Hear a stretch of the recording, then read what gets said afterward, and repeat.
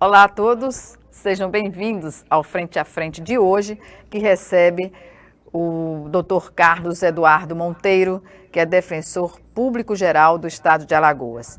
Ele foi eleito defensor público-geral quase por unanimidade. Carlos Eduardo Monteiro fala sobre os planos para a nova gestão, funcionamento da Defensoria Pública nesse período de pandemia, bem como a ação que questiona a Braskem sobre a apresentação que a indústria fez, de novos mapas com a divisão de riscos de área afetadas nos bairros atingidos pelo desmoronamento, do solo com extração de salgema. Portanto, eu agradeço ao Dr. Carlos Eduardo por ter aceitado o nosso convite. E comecemos, doutor Carlos Eduardo, por essa aceitação unânime do seu nome para a Defensoria Geral do Estado de Alagoas. Como o senhor recebeu essa quase unanimidade? Certo. Obrigado pela oportunidade de estar falando aqui para o povo alagoano, né, e por meio do YouTube para toda a população do Brasil que tem interesse no tema. Foi assim, uma grata surpresa, né, porque isso demonstra que o trabalho que a gente já vinha desenvolvendo, eu antes de ser eleito agora defensor geral, eu ocupei o cargo de subdefensor geral. E lá eu tive a oportunidade de aprender muito sobre gestão pública, né, foi a minha primeira oportunidade de trabalhar com gestão e saber assim, que a gente aparentemente estava desenvolvendo um trabalho no caminho certo, né? Claro que não somos perfeitos, cometemos falhas, mas a tentativa de acerto foi bem recebida pelos colegas defensores, né? Por isso foi uma votação expressiva, mas que demonstra também a união da nossa instituição. Nós somos uma instituição pequena, somos apenas 84 defensores, mas que mantemos a nossa união, claro, em prol de prestar um bom serviço à população alagoana. E essa é sempre a nossa meta, é sempre buscar um serviço de excelência para a população, que muitas vezes, quando vem procurar a Defensoria Pública, já tem esgotado todos os meios possíveis de negociação, de tratativas, vem bastante debilitada, mas consegue encontrar na Defensoria Pública um serviço público, mas que de respeito, de efetividade e que vem tendo essa aceitação social, né? Tanto que nós temos vamos dizer assim, uma boa reputação perante a sociedade e também perante os outros órgãos, como o Governo do Estado, o Tribunal de Justiça. Existe já esse reconhecimento, né, do trabalho que é desempenhado pela Defensoria Pública, apesar de um orçamento ainda pequeno, apesar de uma estrutura ainda pequena, nós conseguimos desempenhar um trabalho que chega realmente, que tem efetividade junto à sociedade. Pois é, o senhor falou uma estrutura pequena para atender uma população imensa, não é, do Estado. A relação quantitativa de defensores públicos é mínima diante da população do Estado. Então, urge o governo do Estado a fazer concurso. Há esperança de mais um concurso público? Olha, a gente precisa de orçamento, né? Uhum. Não há previsão, né, para o orçamento de 2021 ainda de verba para concurso. Nós temos um concurso ainda em andamento, o prazo foi prorrogado agora no mês de julho de 2020, então temos mais 2 anos para nomear, né? Não há ainda a previsão de criação de novos cargos. Isso sim depende de um orçamento e de todo um trabalho institucional junto ao governador. Lei orçamentária anual já entrou na Assembleia Legislativa e é o momento agora de fazer esse pleito, não é, doutor Carlos Eduardo? Isso, nós mandamos nossa proposta orçamentária com um percentual, um pedido, né, de 14% de aumento, e é onde a gente vai trabalhar esses 14% para poder, inclusive, fazer investimentos na Defensoria Pública. Nosso orçamento hoje é deficitário, e anualmente a gente precisa de suplementações. Mas queremos fazer o ajuste, inicialmente fazer o ajuste desse déficit para poder investir, né? Investir em estrutura, investir em pessoal também. E com isso, e considerando que tudo isso é revertido para a população, né? Não é para o bem-estar do defensor ou para embelezar a instituição. Todo o nosso orçamento é efetivamente voltado para o atendimento à população, para o melhor atendimento. E isso é que nós buscamos sensibilizar sempre o governo do Estado, a Assembleia Legislativa, mas que nos recebe bem também. O governo do Estado tem essa visão social, a Assembleia, principalmente, é uma grande parceira nossa, e vamos aos poucos, né, ampliando, aumentando, dentro das possibilidades. Nós sabemos também que vivemos em um Estado pobre, né, um Estado que não tem grandes indústrias, mas, dentro do possível, a gente vai transformando isso em serviço para a população do Estado de Alagoas. Pois é, essa credibilidade da Defensoria Pública do Estado, essa credibilidade a credencia justamente a ter as condições ideais para o atendimento à população. E, nesse caso, nessa questão específica do atendimento, como está sendo desenvolvido durante esse período difícil que é o da pandemia do novo coronavírus? Eu posso dizer que no mês de março, eu ainda na condição de subdefensor, nós fomos surpreendidos com essa pandemia, né? Do dia para a noite, chegou a informação de que o governo do Estado baixaria um decreto em que fecharia todos os serviços públicos. Prontamente, a gente teve que elaborar uma forma de não parar o nosso atendimento, já que consideramos que o nosso atendimento hoje é essencial para a população do Estado de Alagoas. Sem o nosso serviço, a gente pode dizer que grande parte da população fica sem acesso ao judiciário. Então, prontamente, nos mobilizamos em reuniões ainda no mês de março, em meados de março, e construímos uma forma de atendimento via WhatsApp. E ao longo da pandemia, nós disponibilizamos mais de 150 canais de WhatsApp. Temos canais genéricos, né? A pessoa que tem dúvida, mas não sabe ainda qual é o seu setor, se é o núcleo de família, se é uma demanda de saúde, qual o núcleo, ela vai nesse canal genérico. E lá nós já encaminhamos para os setores específicos. E, ao mesmo tempo, nós temos já os canais específicos do núcleo da saúde, núcleo da família, acompanhamento processual. Podemos dizer que conseguimos atingir a expectativa de dar um bom atendimento também via WhatsApp, além do canal que nós temos do 129, que não parou também de funcionar em nenhum tempo dessa pandemia. Mas o importante dessa pandemia também foi notar que podemos trazer também a tecnologia, trabalhar a nosso favor. Então, quer dizer que a pandemia surpreendeu a Defensoria foi surpreendida pelo resultado, o alcance que tem a tecnologia, que até então não era utilizada dessa forma massiva. Isso. Pois é, nós já tínhamos a ideia, né? Mas a pandemia veio a agilizar, trazer a necessidade da gente focar nesse atendimento. E percebemos que para o cidadão que a gente atende, para os nossos assistidos, ficou muito cômodo. E surgindo daí, por exemplo, o atendimento do acompanhamento processual teve um aumento exponencial. Ou seja, ficou mais cômodo para o assistido que da sua casa, via telefone, ele pode consultar o processo.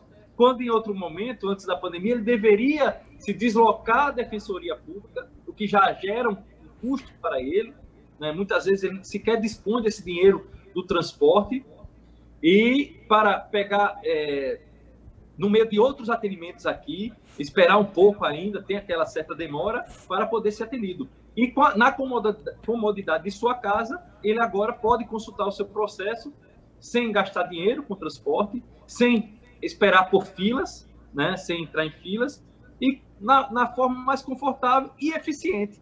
Demonstrou muito eficiente, né, a atuação. Eles conseguem, os assistidos conseguem enviar documentos via WhatsApp, e nós chegamos a números bem expressivos de atendimento, né? Uma pequena redução no atendimento inicial, porque, na verdade, o assistido tem a dificuldade de ir atrás dos documentos, mas o acompanhamento processual superou e muito os números que a gente pode comparar de 2019.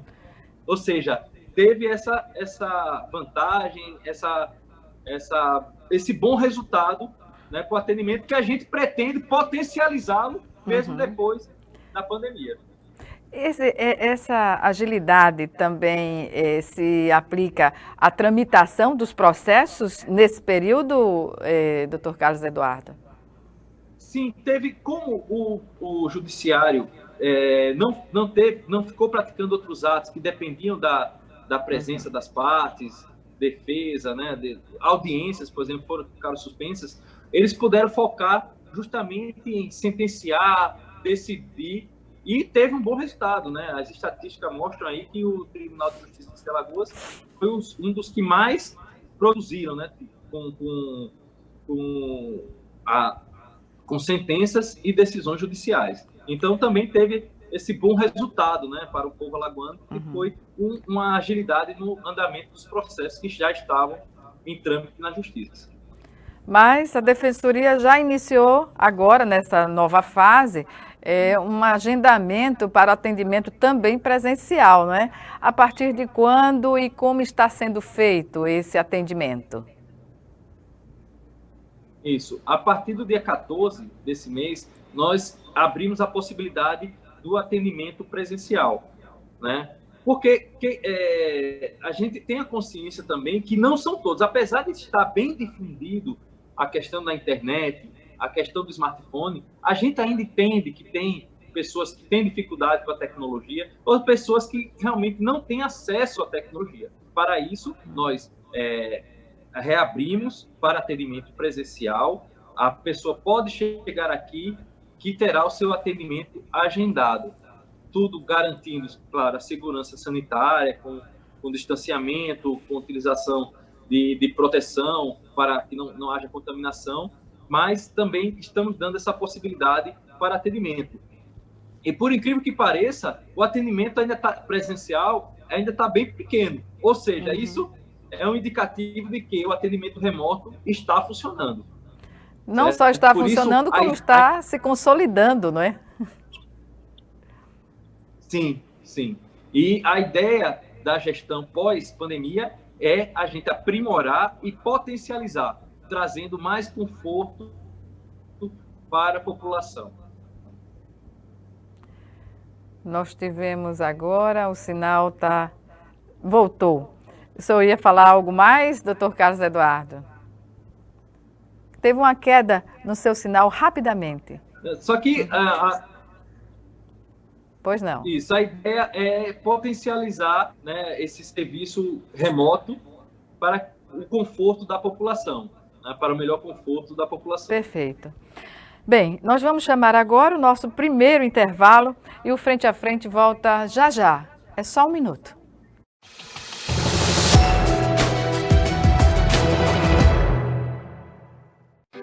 O MEC tem inovado muito na educação.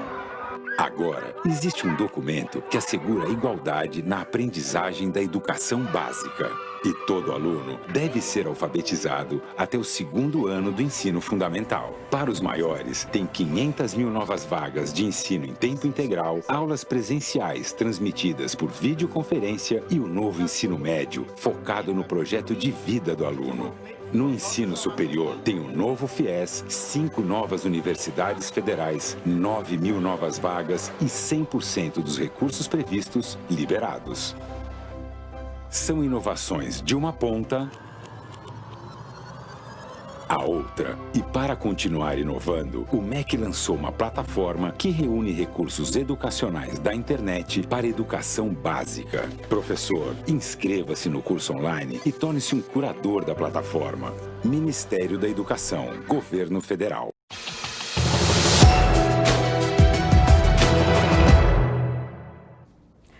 Estamos de volta com o Frente a Frente, que hoje recebe o Defensor Público-Geral do Estado, Carlos Eduardo Monteiro. Nosso assunto continua sendo as ações da Defensoria Pública em prol da sociedade e também a discussão sobre questionamentos que a Defensoria faz sobre novos mapas que foram apresentados pela Braskem na divisão de riscos das áreas afetadas pelo desmoronamento de solo decorrência da extração de salgema. Mas isso é uma questão que a gente vai tratar ainda no programa, dando continuidade à questão das ações, né, lá da Defensoria Pública.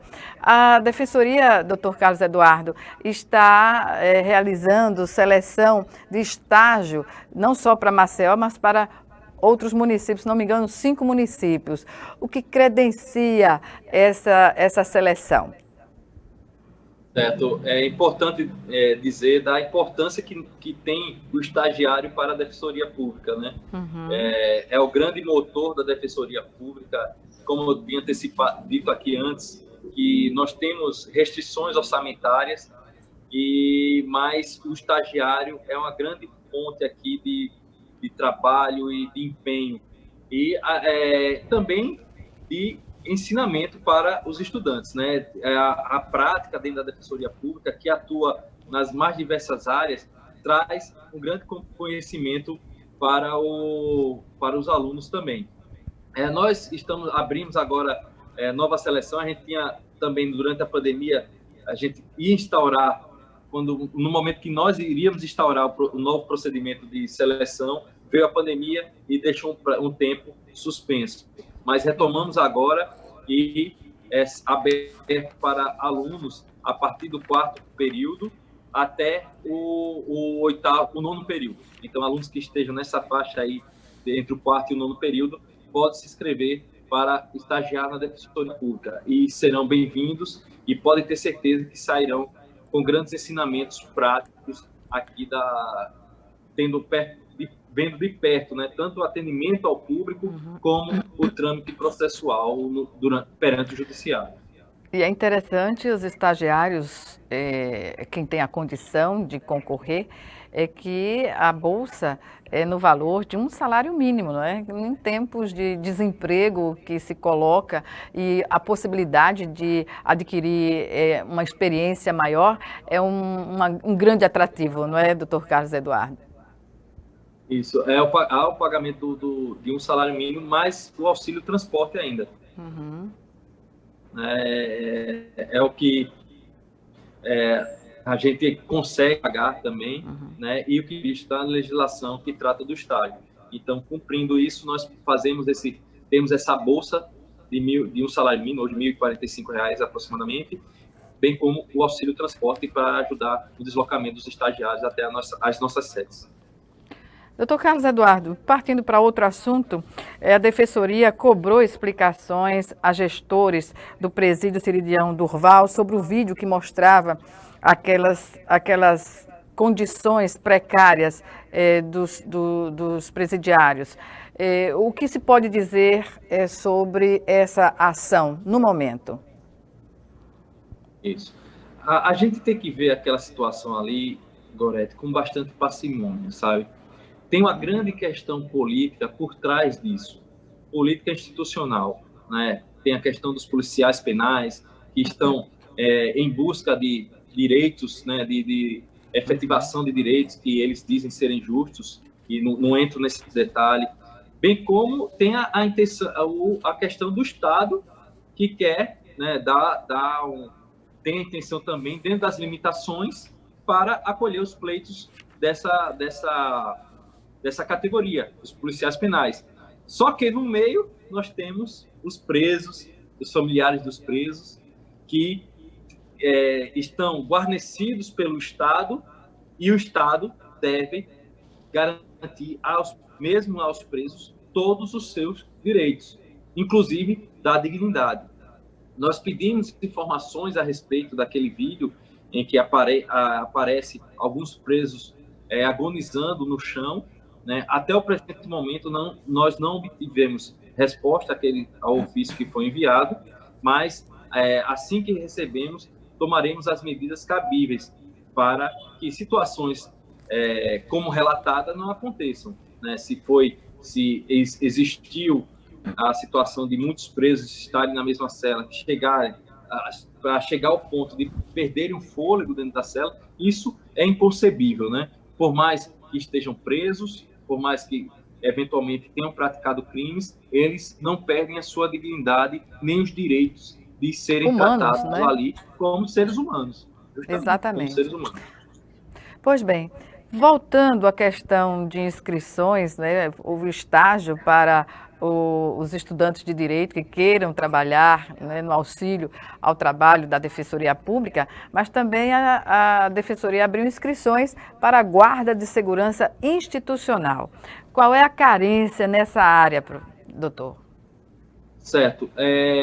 Isso aí é um programa que já está sendo difundido em outros estados e traz uma certa economia para o Estado, né, como para a Defensoria Pública, que é a utilização de policiais militares reformados, ou seja, aqueles policiais militares que podemos dizer assim, para um bom entendimento, aposentados, né, que já tinham encerrado a sua carreira, estavam aposentados, a possibilidade, e muitos ainda têm à disposição para trabalhar.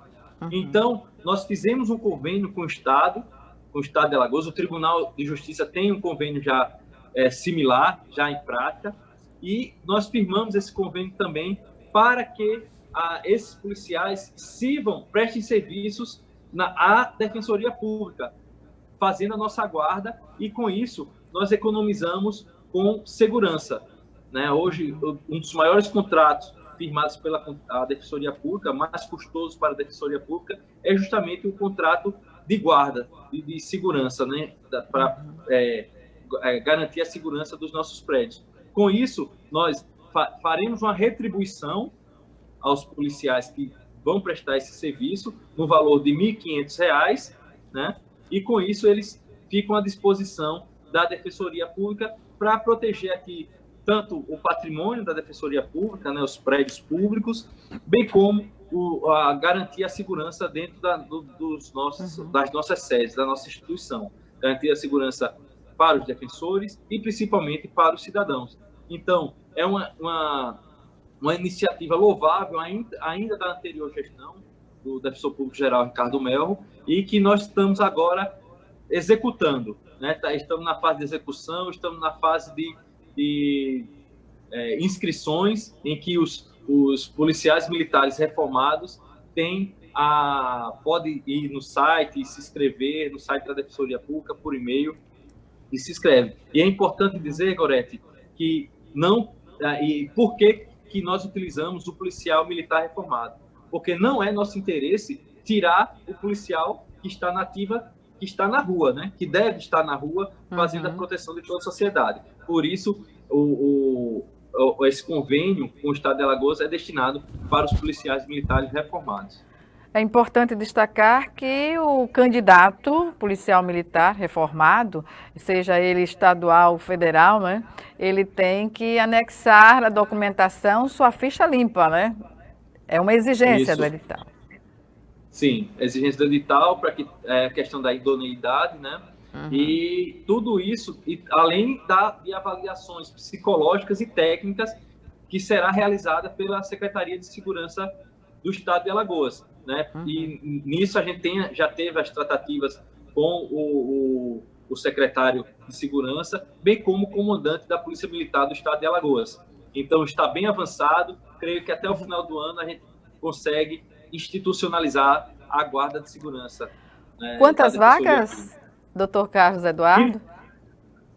Inicialmente são 25 vagas, que serão destinadas para as sedes de Maceió e Arapiraca, mas com a expectativa de aumentar esse número, já que temos outras sedes em Penedo, União dos Palmares e Palmeira dos Índios.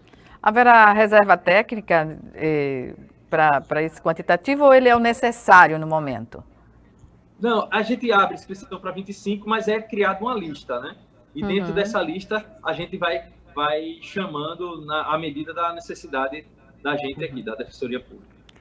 Agora falemos sobre a atuação da Defensoria Pública, as instituições, frente às instituições de ensino em nível superior, que têm conseguido baixar em níveis percentuais bem satisfatórios as mensalidades nesse período da pandemia. O que eu observo é que está no campo do ensino superior. Essas medidas, elas poderiam também chegar à educação básica, às escolas particulares de educação básica, desde a pré-escola até o ensino médio. Não há cobrança à defensoria sobre essa mesma reivindicação, doutor Carlos Eduardo?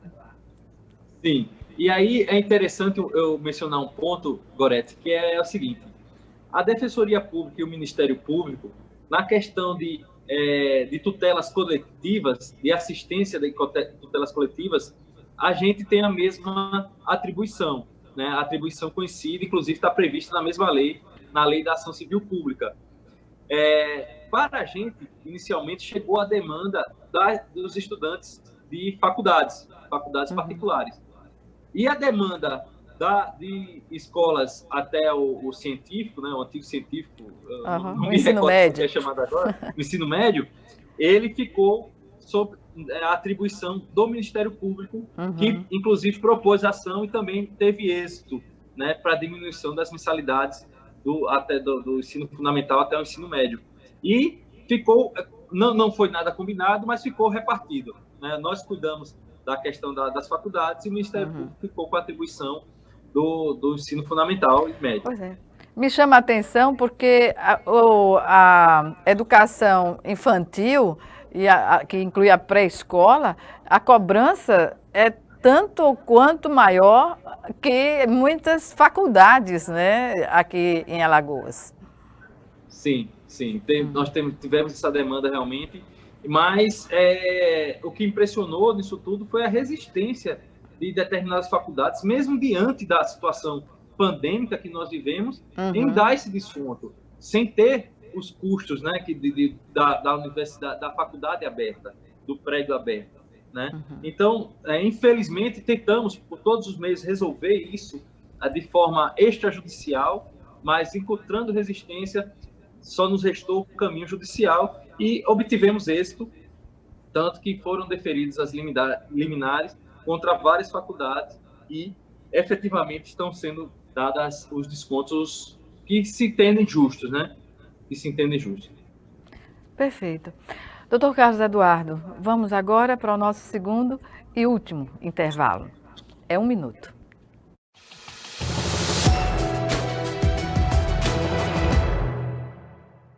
Doar sangue é seguro e não dói. O Hemocentro de Alagoas utiliza a mais alta tecnologia para fazer a coleta de sangue. Para doar sangue, é necessário ter mais de 18 anos, pesar mais de 50 quilos e apresentar um documento de identificação com foto. O doador não pode ter contraído doenças como a hepatite, sífilis, AIDS e doença de Chagas. Mais informações é só ligar 3315 2106. O Hemocentro de Alagoas precisa de você.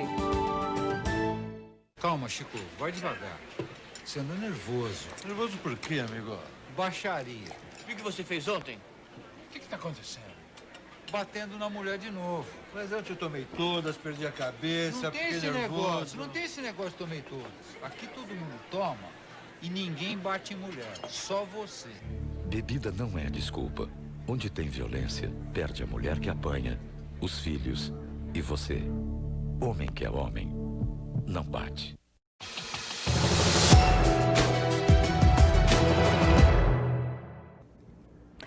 De volta para o último bloco do Frente a Frente, que hoje recebe o Defensor Público-Geral do Estado de Alagoas, Carlos Eduardo Monteiro. Nosso assunto agora, essa questão de a Braskem apresentar novos mapas com a divisão de riscos de áreas afetadas nos bairros que foram atingidos pelo desmoronamento, não é, do solo com extração de salgema aqui em Maceió. E a Defensoria Pública está questionando essa divisão de risco das áreas. Por quê, doutor Carlos Eduardo? Certo. Eu preciso até entrar um pouco da história desse processo, claro, da ação civil pública, né, para poder compreender isso. Quando nós propusemos a ação, lá no mês de maio de 2019, nós levamos em consideração o estudo técnico feito pela CPRM, né? Que é um estudo muito preciso e que condenou todo o bairro do Pinheiro e Mutange, a parte do Mutange, da Scarpa, Bebedouro e Bom Parto. Então, esse é o objeto da ação. Quando foi no final de 2019, a Braskem reconheceu parte da responsabilidade e se dispôs a fazer um acordo. Naquele momento, nós resolvemos 50% deste mapa, ora objeto da ação, né?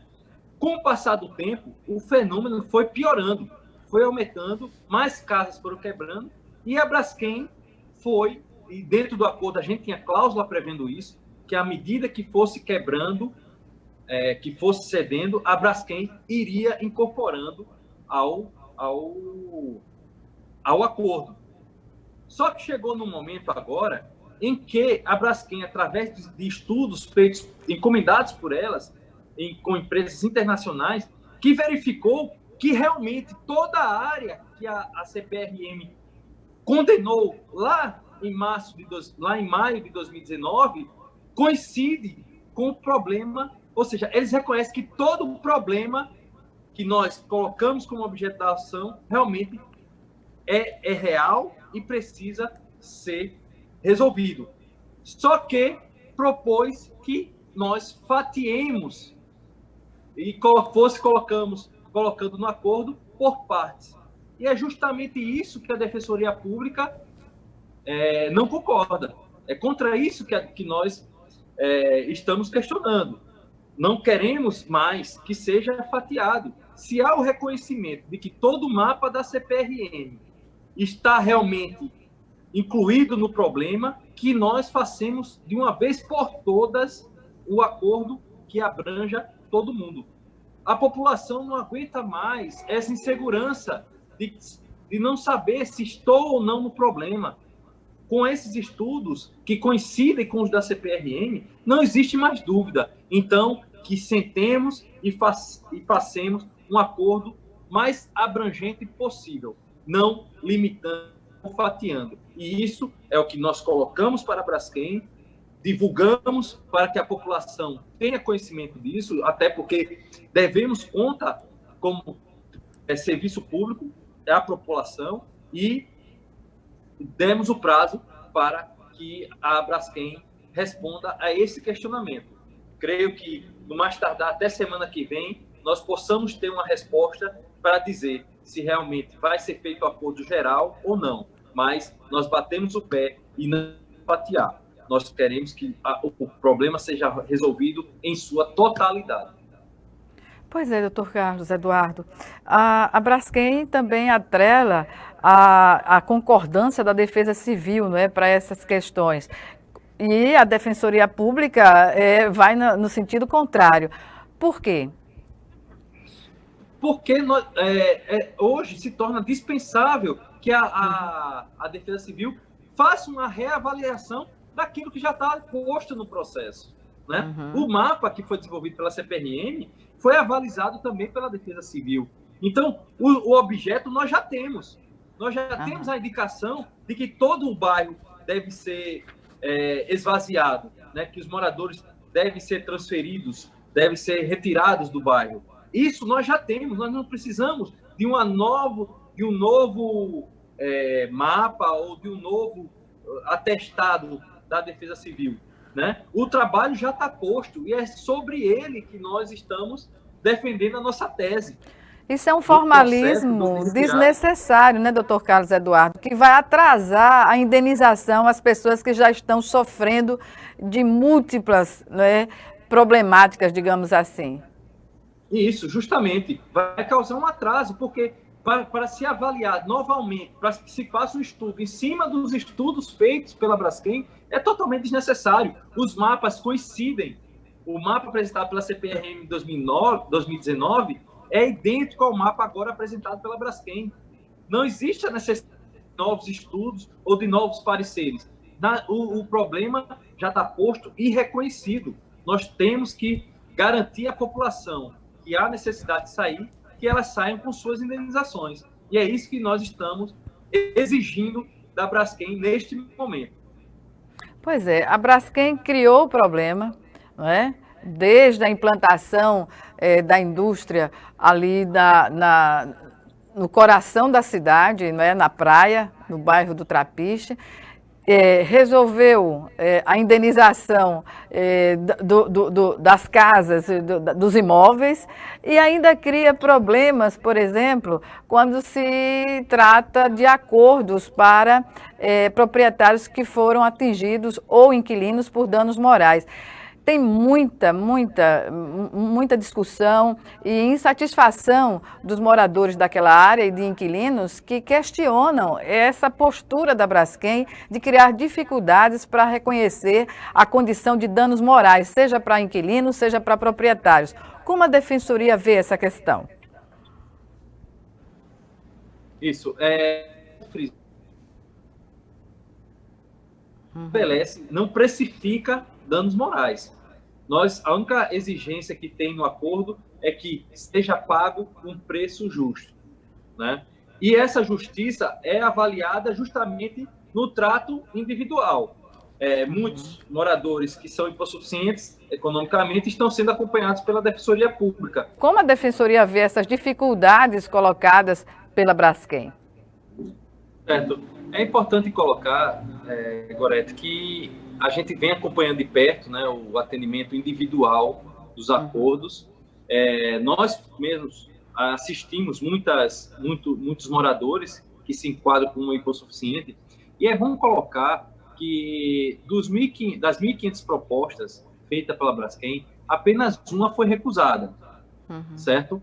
O morador tem toda a liberdade para recusar a proposta, caso ache injusta. Inclusive, no termo de acordo, a gente não precifica o dano moral, apenas estabelece que os preços deverão ser justos, e isso deve ser avaliado individualmente por cada morador.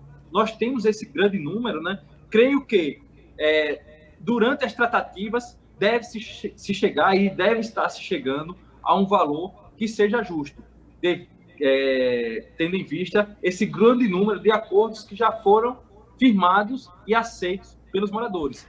Mas, claro, que alguns detalhezinhos ainda são tratados, o processo, o evento é dinâmico, né? O evento é dinâmico e temos que acompanhar essa dinâmica. O acordo que foi fixado, ele também vai se adaptando às situações que vão sendo postas. Nós não conseguiríamos nunca prever lá atrás o tamanho do problema. Então, o acordo tem cláusulas abertas que possibilita, né, a gente ir evoluindo e chegando sempre a um denominador bom para o morador, viável. Não conseguiremos nunca retomar a situação anterior de tranquilidade daquela população que vivia ali.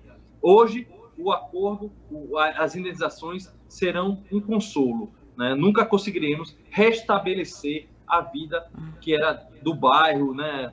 E eu costumo também dizer que quem não mora no bairro conhece geralmente alguém que mora lá, tem parentes lá, então não tem nem como não se envolver também com o problema do bairro, né? Eu também tenho parentes que moram no bairro, sei do sofrimento deles, mas não tem como, a gente hoje não tem sequer estudos que digam que é seguro permanecer no bairro, que não tem estudos que digam que o bairro pode ser recuperado. O que nós temos evidências de que o bairro ainda está afundando. E diante dessa situação, em que há a necessidade de saída dos moradores, não também pelo acordo. O acordo não obriga a saída dos moradores. O acordo obriga que a Braskem, diante da necessidade de saída, que indenize essa população. Então, atuamos em duas frentes, tanto na parte coletiva, com a briga direta com a Braskem, que estabelece justamente essa situação da área que deve ser indenizada, como também individualmente. em que vamos ver individualmente se os danos, se o pagamento dos danos materiais e morais são justos, e cobrando também a quem a gente reputa a grande responsável por todo esse problema, que é a mineradora Braskem. Pois é, me chegou a reclamação, não é, de que pessoas que fizeram reforma nos imóveis e que 2 meses após, morando já há 50 anos num prédio popular e de repente ser obrigada a sair, não usufruir da reforma, e a Braskem colocando dificuldades para as pessoas, tendo, além de depoimentos, material fotográfico que dava a credibilidade ao pleito. Então, são essas questões que as pessoas, além do trauma psicológico, ainda têm que enfrentar essa dificuldade imposta pela empresa, pela Braskem, de reconhecer esse dano, não é? Seja para inquilino, seja para proprietário. Isso. Essa questão deve ser tratada, né, individualmente, e caso o morador não concorde, pelo menos aos moradores que são assistidos pela Defensoria Pública, a gente recomenda que não aceite. E, para isso, existe um caminho aberto, que é mais curto, que é o processo de liquidação perante o próprio judiciário. Se a Braskem criar empecilho para indenizar todos os danos materiais causados e uma reforma em que há um custo que foi pago, né, que foi paga essa reforma e não está sendo indenizada, que essa questão seja levada via liquidação, procedimento muito rápido, perante o judiciário, e que obrigue realmente a Braskem. Ela está obrigada a pagar também esses danos e deve ser exigido tanto no momento do acordo e, caso não chegue a um acordo, na via judicial mais rápida. Doutor Carlos Eduardo, estamos nos minutos finais da nossa entrevista e o que pode ser dito, né, da ação da Defensoria e suas considerações finais para esse momento? Olha, nós estamos aqui num momento bastante complicado, né, que é essa pandemia que influiu na prestação de serviço de todos, mas sempre com aquela disposição de trazer o melhor serviço, de ampliar o nosso serviço, de atingir todos nossos potenciais assistidos, de ter à disposição realmente um acesso à justiça. A Defensoria se coloca como um caminho previsto constitucionalmente para que a população tenha acesso à justiça, seja pelo meio individual, seja pelo meio coletivo, como é o exemplo da ação que foi proposta contra a Braskem. Então, apesar das dificuldades orçamentárias também, não nos falta disposição.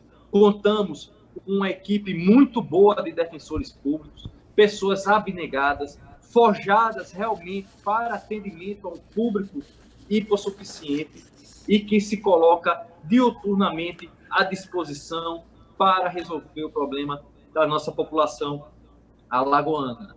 Então, é esse recado que eu quero deixar para a população que, tendo dificuldade de acesso à justiça, não podendo contratar advogado, procura a Defensoria Pública, que lá buscaremos dar sempre o melhor atendimento e a resolutividade para a situação de cada morador, ou de cada cidadão alagoano. Muito obrigada, doutor Carlos Eduardo, e até uma próxima oportunidade. Agradeço a oportunidade e estarei sempre à disposição. Muito obrigado. Bem. Obrigada a você também que nos assistiu e até o nosso próximo programa.